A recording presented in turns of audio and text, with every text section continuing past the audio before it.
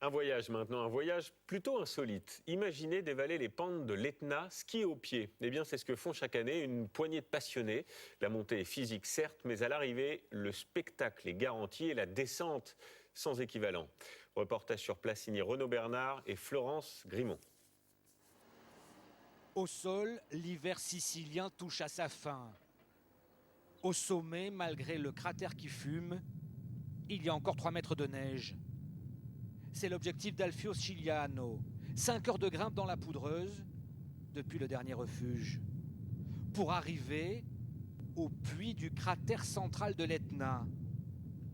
3290 mètres d'altitude, mais il ne fait que moins 10 degrés. C'est l'effet du souffle du volcan. L'atmosphère est à la limite du respirable. Point de vue vertigineux vers le ventre de la Terre, la montagne crache du soufre depuis 600 000 ans.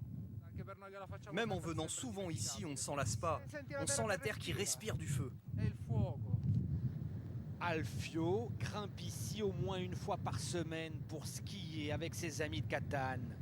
Partir du sommet de l'Etna, c'est un point de départ sans égal qui leur fait un effet quasi mystique.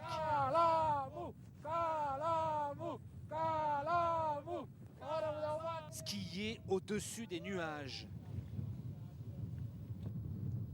avec un cratère dans le dos, sur une neige vierge, un sentiment d'aventure sans égal.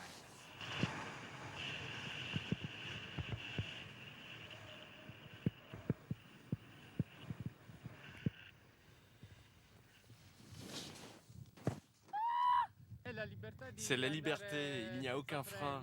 On est là où personne ne va. Et quand il y a une éruption, tu sens tout trembler. Une éruption, ça n'est pas une parole en l'air. C'était il y a 1 an, exactement. Et malgré le danger, nos skieurs sont ravis, ils en redemandent. C'est toujours la même sensation. On se sent tout petit, mais en même temps totalement intégré à cet immense ensemble. Regarde ces 2 petits pics. Ce sont les frères Pi. Avant le magma, la lave sortait par là. Parce que l'Etna surplombe la mer, sa neige est très salée. Et parce que c'est un volcan, elle est extrêmement soufrée. Et ce ne sont pas les seules caractéristiques de cette montagne. Vous avez tous vos pots de phoque? Pour y grimper, il faut être prêt à affronter la haute altitude et une météo qui peut changer en quelques minutes. Du ciel bleu au brouillard. Plus on s'approche des cratères du sommet, plus le temps est capricieux. Et le principal danger, c'est de ne pas voir où on met les pieds. C'est pas dangereux, mais l'important c'est de ne pas s'approcher des cratères. Et l'Etna a beau être la montagne la plus haute, la plus au sud du continent européen, très exposée au soleil, à cette altitude, les neiges y sont quasiment éternelles.